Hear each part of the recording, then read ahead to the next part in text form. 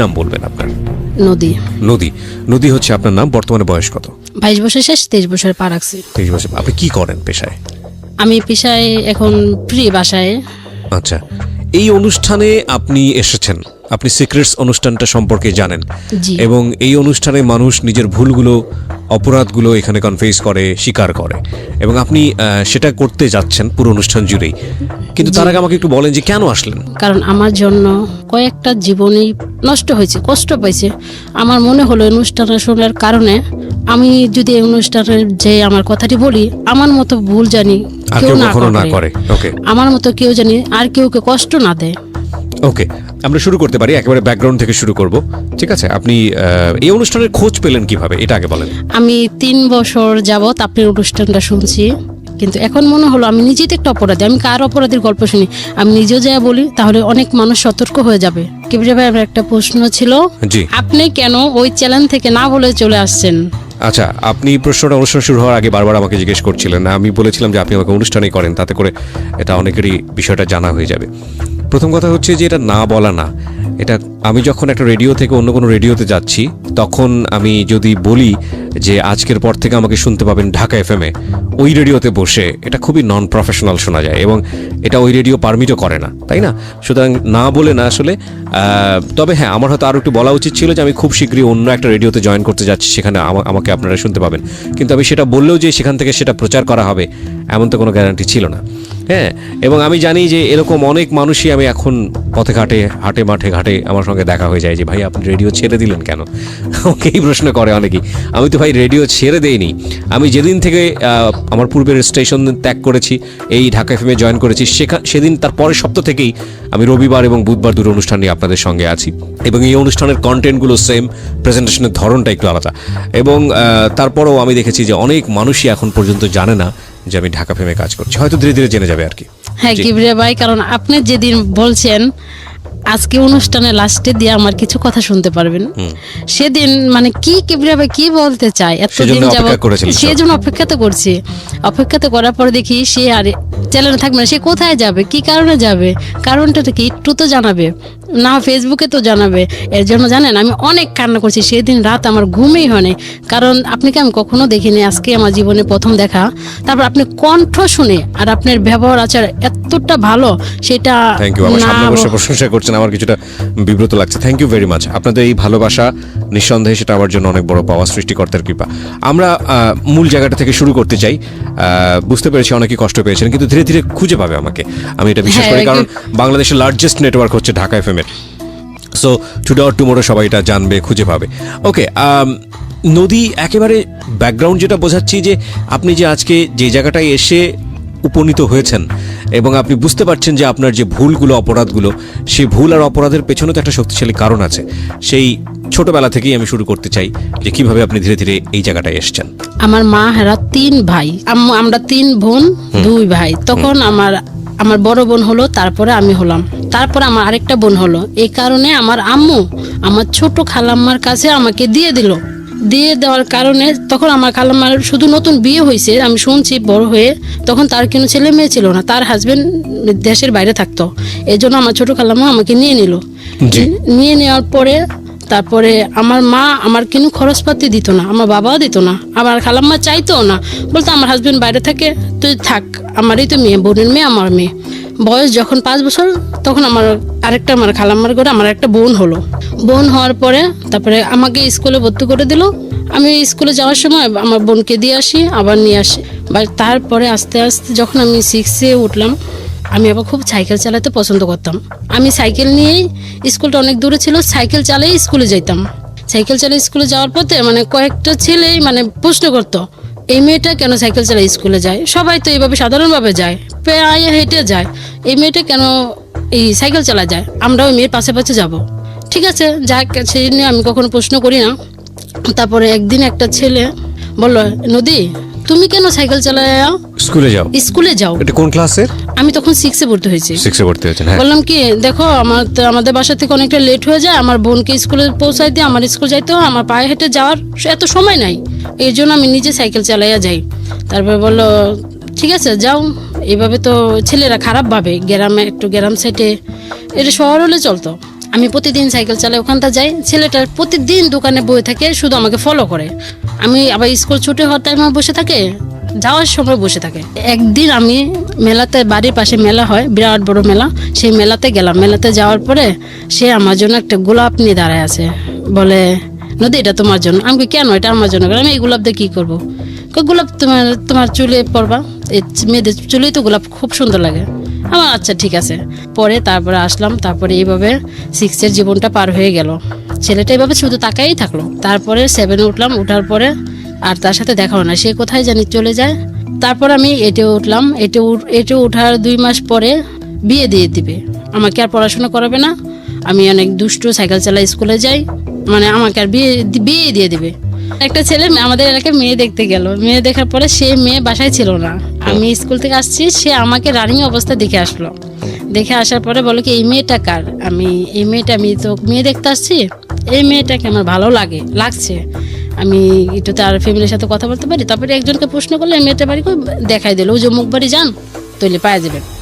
তারপর যাওয়ার পর আমি তো তখন বাসায় ছিলাম না। কোন ক্লাসে পড়েন তখন? আমি তখন 8-এ ক্লাস 8-এ পড়েন। হ্যাঁ। তারপরে আমার আব্বু মার সাথে কথা বলে আচ্ছা মেয়ে তো বড় হয়েছে, বিয়ে দিবই, তাহলে তোমার বাবা মাকে নিয়ে এসো। তারপর ছেলের বাবা ছিল না, মা ছিল। তারা খুব ছোট ফ্যামিলি ছিল, 1 ভাই 1 বোন ছিল, আর বোনের শুধু একটা মেয়ে ছিল। তারপরে তারা আসলো, আসার পরে এক দেখায় আন্টি পড়ায় রেখা গেল, বিয়ে হোক আর না হোক আন্টিটা পড়ে থাক। তারপরে আমাদের ফ্যামিলিতে গেল, যাওয়ার পরে কিনো রকম, মানে তখন আমার বাবা মার চিন্তা ছিল কি আমার মেয়েকে বিয়ে দিয়ে দেবো, সে যেই রকমই হোক। আসলে কিন্তু তখন আমার বয়স রানিং 14 বছর চলতেছিল। তখন আমার হাজবেন্ডের বয়স প্রায় 40-এর কাছাকাছি হয়েছে, কিন্তু তার টাকা পয়সা ছিল, অনেক টাকা পয়সা ছিল, কিন্তু এর জন্য বিয়ে দিবে। ছেলে হোক না বয়স্ক হোক, বয়স, তা তো টাকা আছে, বাড়ি আছে, গাড়ি আছে, মান সম্মান আছে, দিয়ে বিয়ে। মেয়ে তো অবশ্যই হ্যাপি থাকবে, সুখে থাকবে। তারপরে আমি তো ছেলেকে যে একদিন দেখছিলাম, তারপরে মানে পরে শান্তি পরে রেখে গেলো, তারপরে একদম সরাসরি বিয়ে। তারপরে বিয়ে ভালোই হয়েছে, মানে দুমদাম করে বিয়ে হয়েছে। বিয়ে হওয়ার পরে আমাকে যখন বাসা নিয়ে আসলো, তখন আমি দেখি, তারপর এখন নিজে চোখের সামনে দাঁড়ায় দেখি কি, যখন বাসর রাত্রে এটা কার সাথে বিয়ে দিছে, সে তো আমার মনে হয় আমার বাবার বয়সের সেম।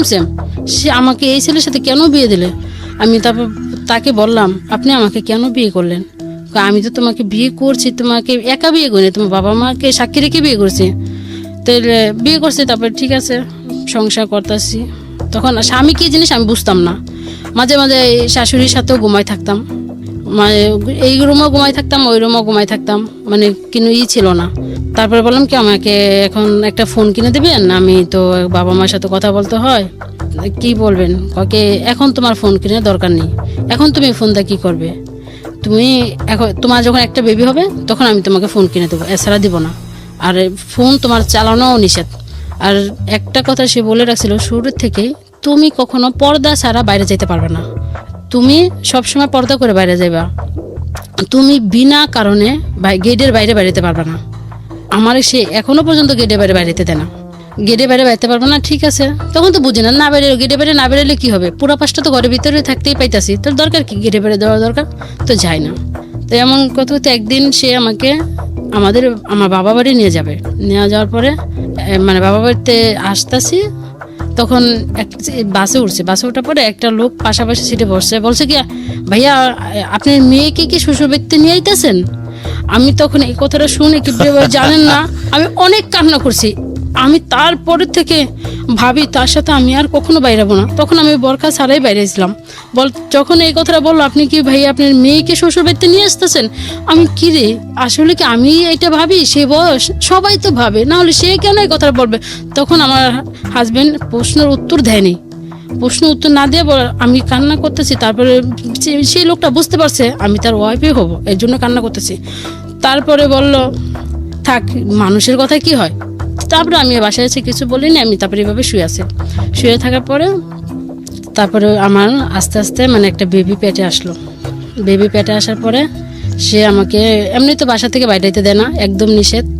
এখন যখন 1.5 মাস বেবির বয়স পেটে, তখন বললো তোমার এখন থেকে গেটের বাইরে যাওয়া একদম নিষেধ, শুধু ডাক্তার চেক আপ করবে, বাসায় এসে ম্যাডাম আসবে।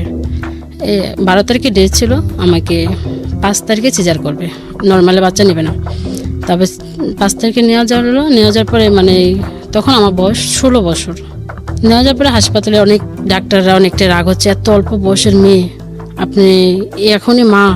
তারপর ঠিক আছে, অপারেশন হলো, মেয়ে হওয়ার পরে তখন আমার হাজব্যান্ড তো অনেকটাই খুশি, অনেকটাই হ্যাপি তার মেয়েকে দেখে, কিন্তু বউ কি হলো সেটা দেখার তার প্রশ্ন ছিল না।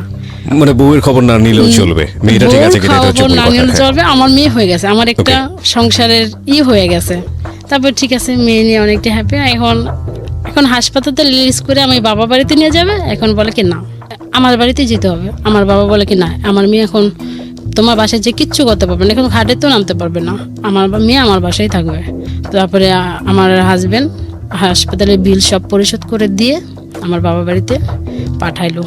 তারপরে নিয়ে আসলো 12 দিনের দিনে। নিয়ে আসার পরে বেবিটা আস্তে আস্তে আস্তে আস্তে মানে মানে করতেছে, মানে এমনভাবে টক করতেছে জানি সে আমাকে ভুলে থাকতে পারে।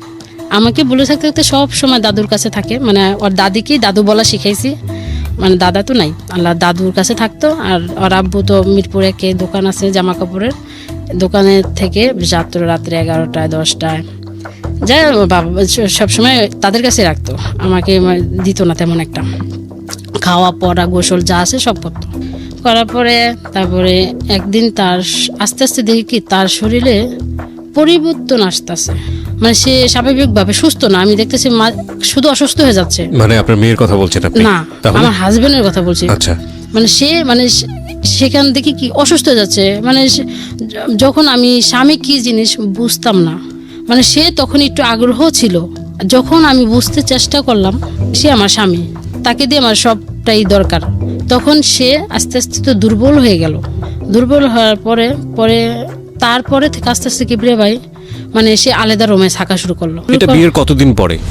বাচ্চাটা হওয়ার 6-7 মাস পরে থেকে। আচ্ছা, বাচ্চাটা হলো কত বছর পরে? বাচ্চাটা বিয়ে 3 বছর পরে হয়েছে। 3 বছর পরে হয়েছে, তার মানে 3.5 বছর 4 বছর পর্যন্ত আপনাদের রিলেশনশিপ একরকম ছিল, ভালোই বলা যেতে পারে। মানে একরকম না, মানে তখন আমি স্বামী কি জিনিস বুঝতাম, তখন আপনি বুঝতেন না, কিন্তু মানে যা স্বাভাবিক চলতো।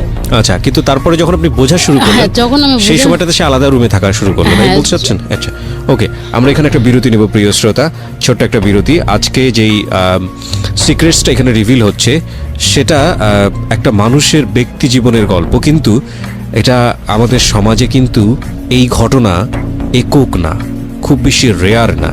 এই ভদ্রমহিলা কত বড় ভুল করেছে বা কত সিক্রেটস আজকে এখানে রিভিল করবে সেটার ব্যাকগ্রাউন্ডে রয়েছে আমরা। ছোট্ট একটা বিরতির পর আমরা আবারও ফিরবো মাত্র সিক্রেটসে। আপনারা শুনছেন ঢাকা FM 90.4। এই অনুষ্ঠান চলাকালীন সময় আমাদের ইউটিউবে আপলোড হচ্ছে, আপনি চাইলে ইউটিউবে চলে আসতে পারেন এবং অবশ্যই আমাদের চ্যানেলটি সাবস্ক্রাইব করতে ভুল করবেন না। সাবস্ক্রাইব করার পর পাশের বেল বাটনটি অন করে দেবেন, তাহলে আপনার সেলফোনে আপনি জানতে পারবেন আমরা কখন কখন নতুন কন্টেন্ট আপলোড করছি। আমাদের ইউটিউবের ঠিকানা হচ্ছে www.youtube.com/DFM904। আমি আবারও বলছি youtube.com/DFM904। প্লিজ সাবস্ক্রাইব করবেন। প্রিয় শ্রোতা, আপনাদের অসংখ্য অনুরোধে, চাপাচাপিতে এবং জোর করাতে একটা বিশেষ অনুরোধ আমাকে রাখতে হচ্ছে। সেটা হলো, বেশ কিছুদিন আগে বইয়ের ব্যাপারে আমি একটা অফার দিয়েছিলাম যে বইটি যদি আপনি প্রিয় মানুষকে উপহার দিতে চান এবং তাকে যদি আমার পক্ষ থেকে কিছু লিখে দিতে চান, তাহলে সেই সুযোগটি থাকছে। মাত্র 2 দিনের জন্য অফারটি দেবার পর অসংখ্য অনুরোধ আসে এবং এরপর অফারটি বন্ধ হয়ে যায়। আমি সবার জন্য এই অফারটি আরও একবার ওপেন করছি। এখন থেকে শুরু করে আগামী 2 দিন আবার ওই অফারটি আমি দিচ্ছি।